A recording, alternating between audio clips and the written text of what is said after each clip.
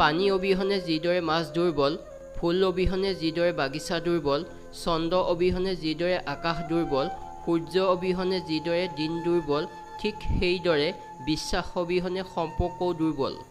সম্পৰ্কবোৰ বিশ্বাসৰ লগত জড়িত হ'ব লাগে, সৌন্দৰ্যৰ লগত নহয়। কাৰণ সৌন্দৰ্য শেষ হৈ যায়, কিন্তু বিশ্বাসবোৰ চিৰদিনলৈ থাকি যায়।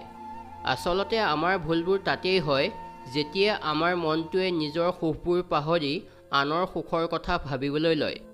গুচি যোৱা সময় আৰু ভাঙি যোৱা বিশ্বাস কেতিয়াও ঘূৰি নাহে। কিছুমান মানুহক আমি নিজৰ আপোন বুলি ভাবি লোৱাটো আমাৰ জীৱনৰ এটা ভুল সিদ্ধান্ত বুলি প্ৰমাণিত কৰি দিয়ে সেই মানুহবোৰে। সৰুতে কষ্ট পালে চিঞৰি চিঞৰি কান্দিছিলোঁ যাতে সকলোৱে শুনা পায়। আজিকালি কষ্ট পালে গোপনে কান্দো যাতে কোনেও শুনা নাপায়। যাৰ মোৰ বাবে সময় নাই, মই পাগলে আকৌ তেওঁৰ বাবেই অপেক্ষা কৰি থাকোঁ। ঘৰখনৰ দায়িত্ব নিজে মূৰ পাতি ল'বলগীয়া হ'লেহে বুজা যায় নিজৰ প্ৰয়োজন আৰু সপোনবোৰতকৈ ঘৰখনৰ প্ৰয়োজনবোৰ কিমান বেছি গুৰুত্বপূৰ্ণ। গোটেই পৃথিৱীখন তোমাৰ বিপক্ষে হ'লেও যিগৰাকী নাৰী সদায় তোমাৰ পক্ষতেই থাকিব সেইগৰাকীয়ে হৈছে মা। এয়া কলিযুগ হয় মহাশয়। ইয়াত শপত খোৱাজন নহয়, মদ খোৱাজনেহে সঁচা কথা কয়। জীৱনত কিছুমান প্ৰশ্ন থাকে যাৰ উত্তৰ কেতিয়াও পোৱা নাযায়। কিছুমান ভুল থাকে যিবোৰ কেতিয়াও শুধৰাব নোৱাৰি, আৰু কিছুমান কষ্ট থাকে যিবোৰ কাকো ক'ব নোৱাৰি। সপোনবোৰ নিজক লৈ দেখা উচিত, আনক লৈ নহয়।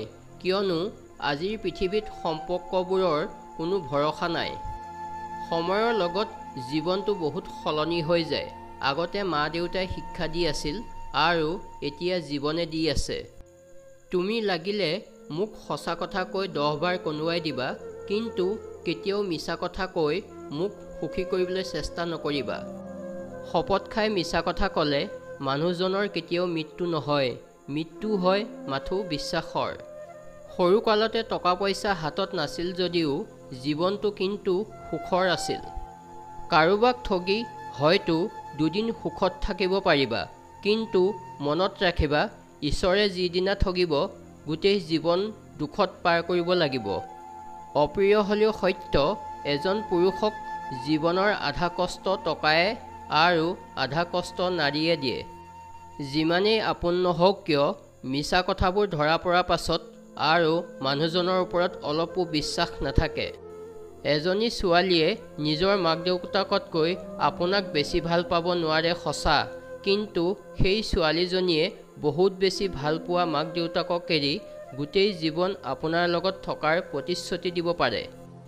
জীৱনটো এনেকুৱা এটা অৱস্থাত আছে, কেতিয়া কি কৰিব লাগে বা কি কৰি আছোঁ, ভৱিষ্যতে কি হ'ব নিজেই বুজি পোৱা নাই। কেৱল জীয়াই থাকিব লাগে, জীয়াই আছোঁ।